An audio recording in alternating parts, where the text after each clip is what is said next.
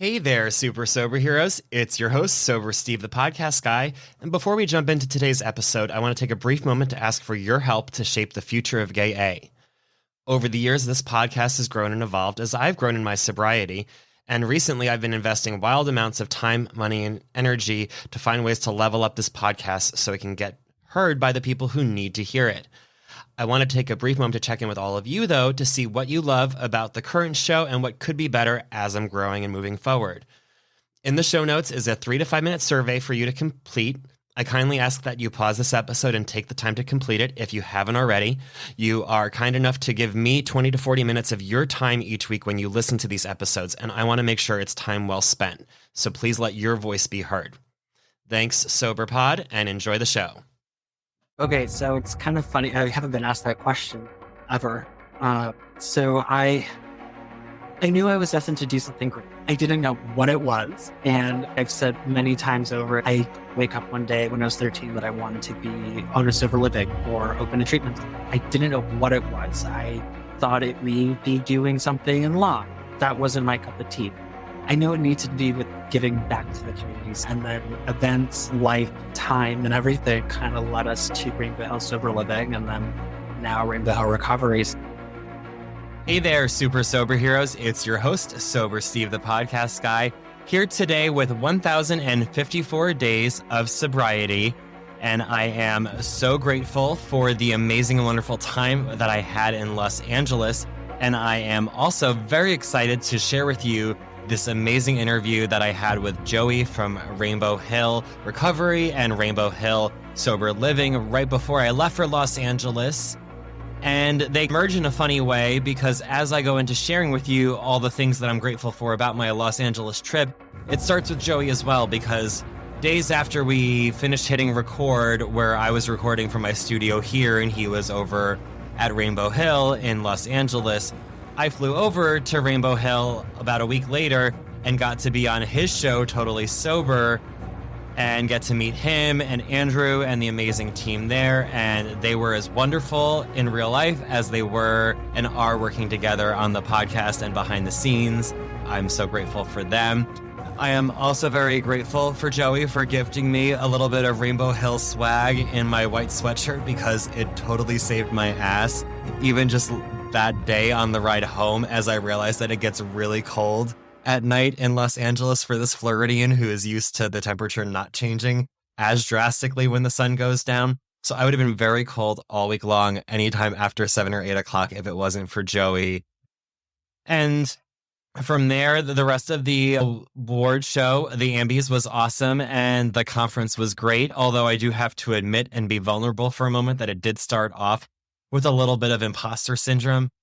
When I went to PodFest, one of the more invigorating or the beneficial parts was realizing how much of a podcasting badass I am, in the fact that I've been podcasting for this long, that I'm consistently showing up for my listeners, and that I've had an amazing listener fan base, and that I'm successful enough to be in the top 25% of all podcasts out there, which out of millions is a pretty awesome accomplishment. And what really wowed people there was the fact that I've been doing it for so long puts me in the top 4 to 3% of longevity for podcasters than you typically find out there, where most fail. So I had a lot to be proud of. But then I go out to Los Angeles, where everyone are super snazzy podcasting professionals with their own studios and their own networks and their own huge marketing budgets. I swear one of the first panels that I went to was about how to advertise in your area, starting with your budget of thousands of dollars a month to be able to put billboards around town. And I realized real quickly that not all of these panels are going to be for this little, what I learned is called an indie podcaster, which again stung at first, until I realized that the fact that I am doing this well as a one-man show all on my own is pretty badass. And that whether that makes me an indie podcaster or a solopreneur or however you want to call it, I'm doing a pretty good job of showing up for my listeners and creating an audience and a community of sober heroes, and as well as being able to help other people now with their own podcasts as well. It's pretty cool, and it's something that I should be proud of. So luckily I had fellows and friends who helped talk me through that, and I got there on my own, but it was rough at first, like having that little bit of like everyone was so big and treating me like I was so small, and it never feels good, but I just have to remember that it wasn't about me. And as I got to know people better and I was making more genuine connections beyond those surface level. Hi, nice to meet you. How big is your podcast? How big is my podcast? Let's compare to see which of our podcasts is bigger.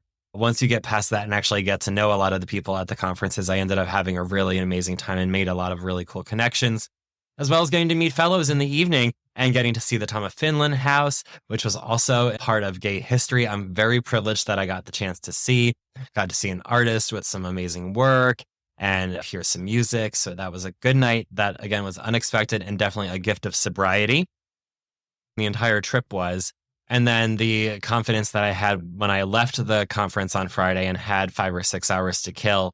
Normally, the old me, even 6 months ago, probably would have gone straight to the airport to kind of shrink into a corner after checking in and just working on my podcasting or working on something in the airport for a while. But I realized that I was in Los Angeles on the West Coast for the first time on the West Coast, and I had not seen the Pacific Ocean yet. And once I confirmed that that was the name of the ocean on the West Coast and not the Atlantic, because I'm not the best person at geography, I was decided that I needed to see the Pacific Ocean and hopped in a lift and had them take me over there to see the ocean, even though I was carting around a suitcase. And normally I would have felt super insecure about it, but I'm at a point in my sobriety where I realize a lot of people on Santa Monica Pier are going to have a lot more shit going on, that they will be too busy or too self-involved to even notice that I'm carrying around a suitcase. And who are they to judge? Because it was my adventure and I had an amazing time, and it was just a fantastic way to end it, just feeling like I could do anything and just be myself and have a good time. And then come home and put all this good work, good knowledge, and good skills and everything that I learned to work so that I can create a bigger, better, bestest ever one day podcast for all of you. Because even though I am a solopreneur and I'm doing it all on my own, there is still room for growth. And there are so many cool tips and tricks. If you're watching, you're seeing that this might be more of a new setup on the video.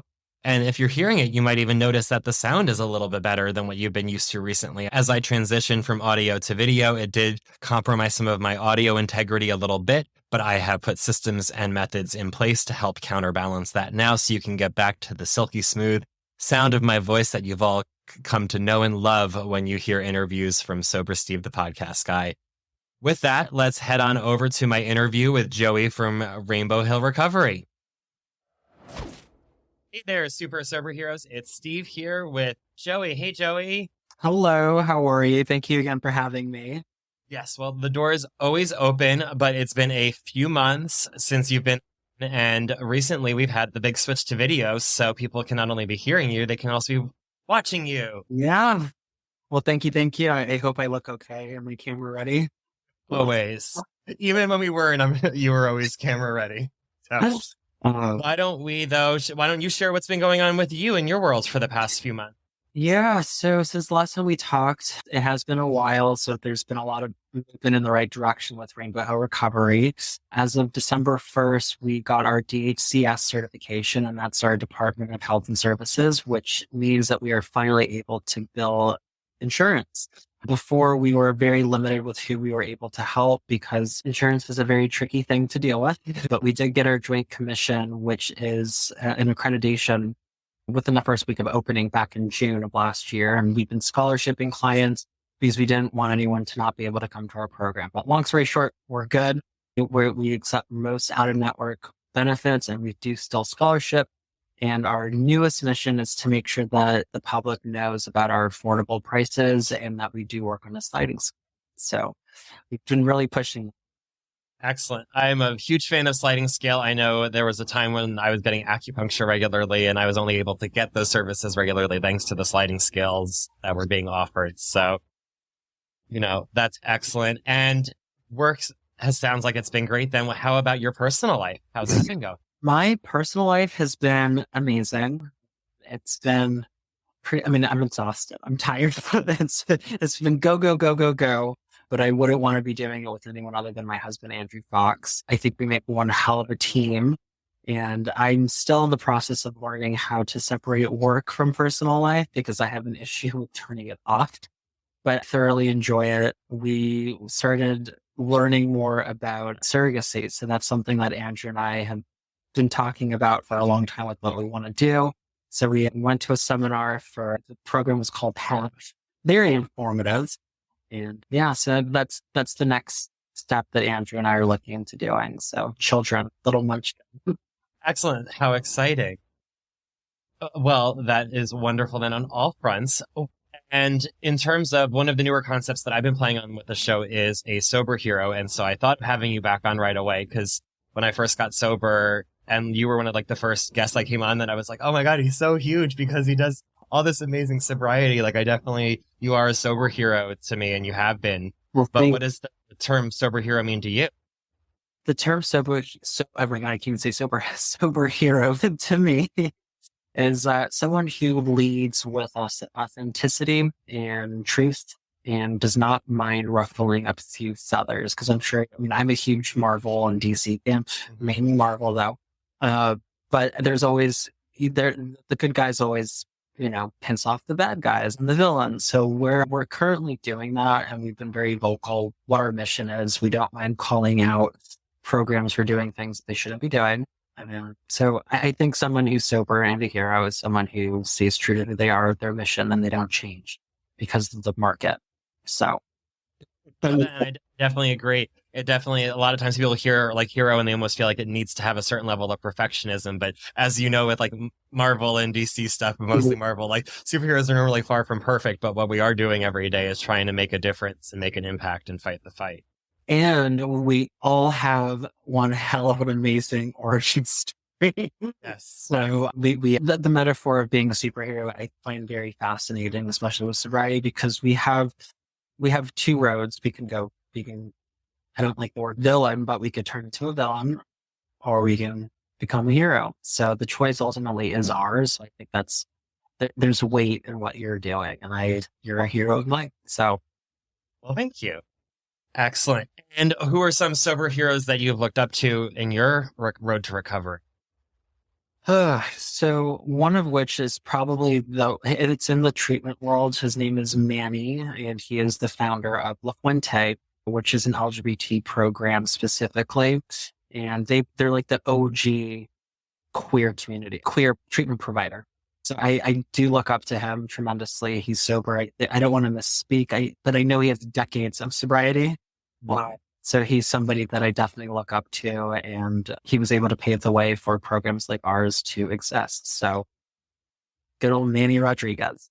Oh, well, yeah. Anyone could Google him. They can see that he's the owner of La Fuente. So yes, Manny. There you go. And I know that part of being a sober hero isn't only necessarily the mentors or the people we've looked up to along the way, but the people who are part of our journey now. Who is part of your sober community today that helps you? Well, obviously my husband, Andrew Cox. Yeah. He is my ride or die. He's not better than I am. I'm not better than he is. We work side by side. I have my strengths and he has his strengths, and vice versa when it comes to weaknesses. So where I fall short, he picks up the slack and I do the same.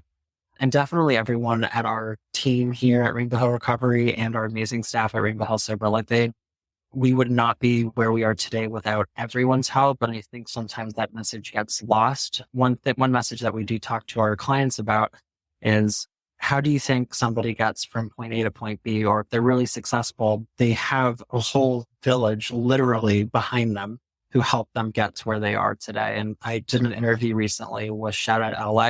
And one of the questions was, who do you want to thank for success? And I literally dedicated that entire piece to our past clients at the house, their parents, their loved ones, for believing in us, allowing us to be a part of their story. So for us, it's really that simple. And a lot of times as I interview people who are successful in what they're doing and passionate about what they're doing, they say that, there was a part of them, even as a young child, that they knew that like they weren't sure of the what, but that they knew they were going to do something special. Can you identify with that experience? Yeah. Okay. So it's kind of funny. I haven't been asked that question ever.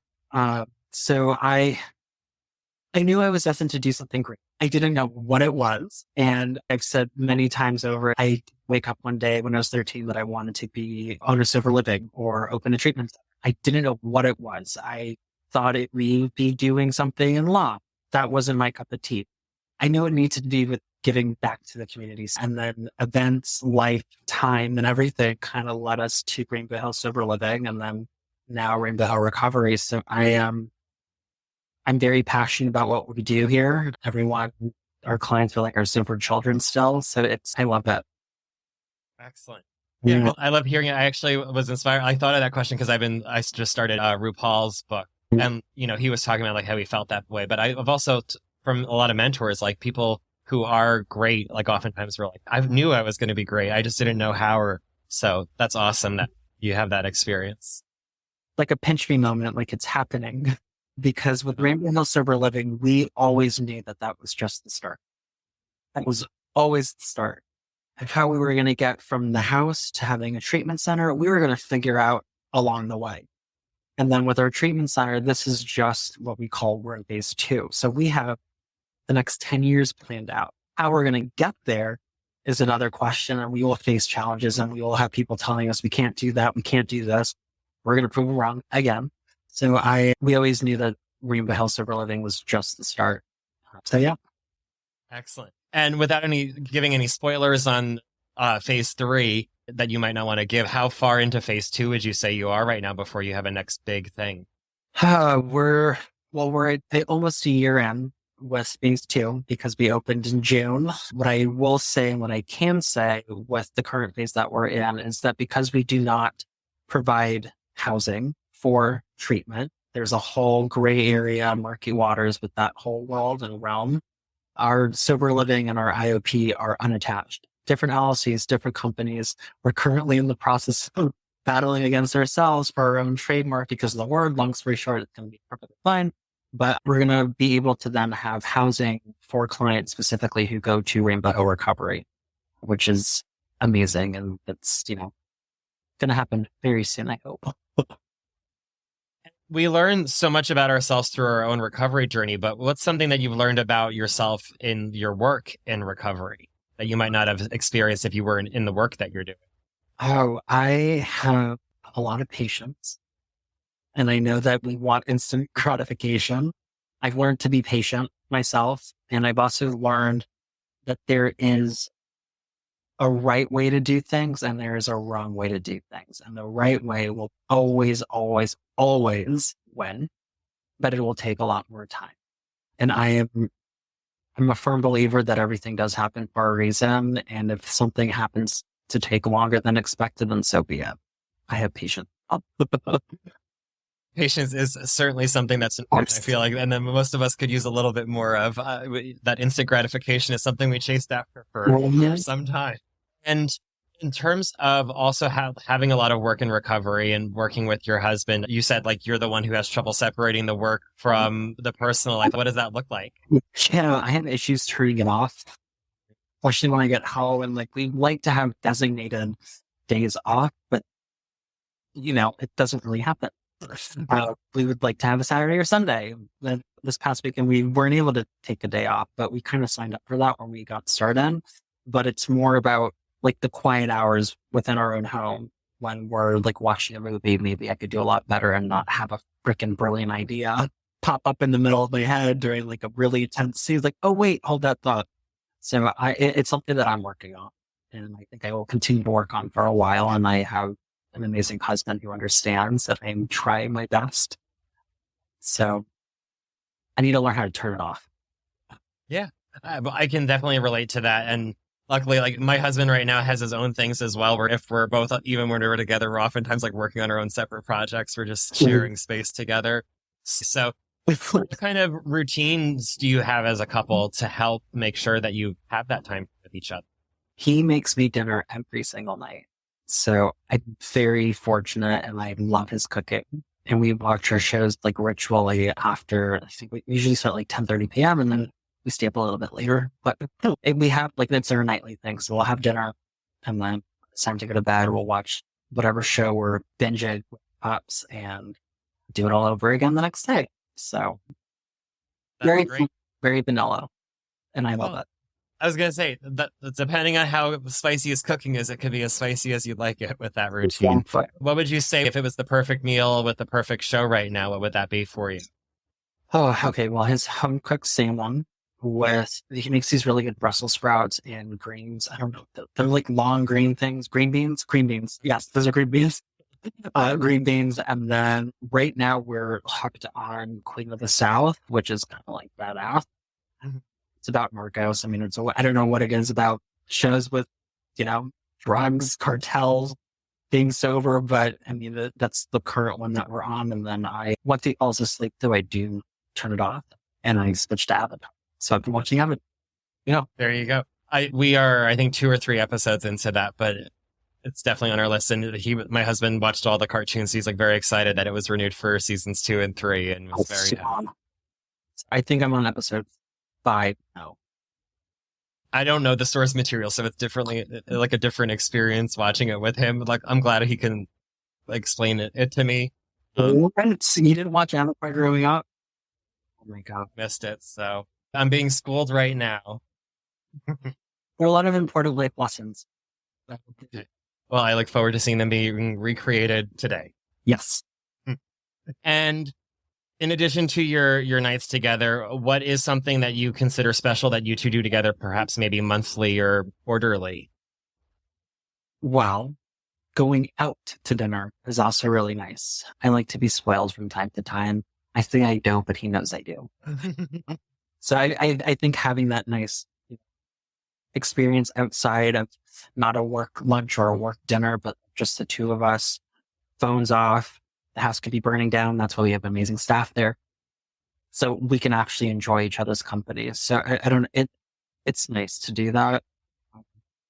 And it makes me happy. And then we can talk about kids and what we wanted. Like, it's just amazing things.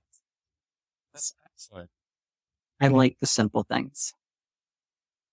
Yeah. And I mean, I'm sure that must be nice because, at least for me back in my addiction, like things weren't always very simple. So that's something that I definitely craved in recovery, was simplicity. Good old chaos, our old friend.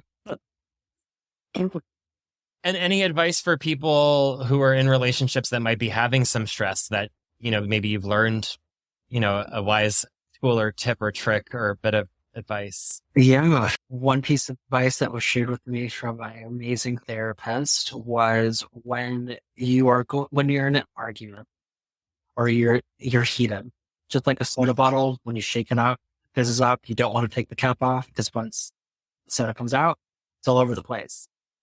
Arguments are the same way. You don't want to say anything when you are heated because you can't take it back. So cooling off, taking a beat, and then talking to your loved one about what's going on, what's bothering you. And then also this exercise sounds really funny, but I was very guilty of this when it came like early on in our relationship, where I thought I heard him say something, but he didn't actually say that. So you repeat, like, did you say, or am I understanding correctly? Did you say? And then 99% of the chances are that's not what your partner said. We make assumptions in our head. So I didn't think back sometimes, like, wait, that's not what he said. So we're good. I've had to learn the difference between like what they say and what I hear is not always the same. So the clarification, and generally just the more you talk to your partner, the better it turns out. And it's also really nice being next to somebody where no words have to be said either. Just being right next to them, and you can just feel it. So, and for people who might not be in a relationship at the moment, whether by choice or by not, what's something that you would say, like, when did you know that he was the one, or that it was different, or that it was right? It was the way that he made me feel. I didn't feel like a number or a day of the week. Before dating him, I always dated people who I thought I should end up with, or he put me on. I was like a show dog. And I had little to no value in my eyes of what I was worth. And then Andrew, we were friends for a year prior to, and I did a lot of the work myself. I had a therapist, but being with somebody who actually brings out the best in you and brings out challenges within yourself. I mean, I was like, there was a lot. But it's when you know, and then when you're ready to date, you ask yourself the question, would I date myself right now? If the answer is no, then maybe you shouldn't be dating. And then when the answer is just yes, then, try it out. And any other updates or things to come that you'd like to share regarding Rainbow Hill? So, well, not related. Well, Rainbow Hill is sure. Everyone has been amazing. Yeah. We opened our doors to trans women 5 months ago now. So we have trans women at the house, which is freaking amazing. So that's Rainbow Hill Sober Living. And then with Rainbow Hill Recovery, our mission is to get the word out there that we are affordable, we are affirmative, of course, and that we are literally a phone call away. But something, I don't know if we spoke about this last time, but I have been working on a nonprofit called Big Little Bows. So Big Little Bows is a 501c3 nonprofit, and it is for members of our community. So it'll be for gay teens 15 to 17 years old. We'll have gay men mentoring gay boys and trans men, trans women mentoring trans teens. And basically the premise is to have an older somebody to look up to who understands exactly what you're going through. I selfishly wish I had somebody like me to look up to when I was 15, 16, 17. Granted, I wasn't ready or in the headspace to get sober back then, but it's specifically for teens who are actively working a program, whether that's CMA, Dharma, Refuge, or if they're not in 12-step at all, they're, at least talking about it openly that they want help so they can have somebody they can look up to, talk to. I'll give you a perfect example of a 15-year-old trans girl who is going to be mentored by a trans woman who understands exactly what the trans girl is going through, and they get to relate on recovery. And then the funds that we're able to fundraise will help individuals get into LGBT affirming sober livings, because sober livings are not allowed to take insurance. That is a huge misconception. It is all out of pocket, but no one should have financial barriers to go to a home that's affirming. And the same is true with treatment. So that was a mouthful, but yes, it is something that I've been working on for a while, and I am so excited to get it out to the world. So thank you for allowing me to share that. Yeah, thank you for that. And any other final thoughts? Oh, we are stronger together. I know it sounds cheesy, but it's so true. So definitely is so true. Well, thank you so much for coming on for the update, Joey. It's been a pleasure catching up, and I'm sure we'll see you again before too long with your next update. Perfect. Thank you. Bye. Welcome back, everyone. I am so glad you got a chance to experience that interview. Joey is always a pleasure. And before you leave, I will ask if you haven't recently, or if you enjoyed the episode today, to tell a friend or fellow about it. That is the number one best way that podcasts grow. Yes, we could throw money into advertising and social media marketing and branding, but it ends up the most effective way for people to find new podcasts is to hear about it from a friend. And so if you like this podcast and you want to support it and help it grow, the best thing that you can do is to send a link to this episode to a friend or fellow who might need it, so that you can help them stay sober today or help make their sober day even better than it would have been otherwise. So thank you very much for sharing it. And once you're done sharing that, you can head on over to Totally Sober, Joey's channel, to watch my interview with him. And until next time, friends, stay sober.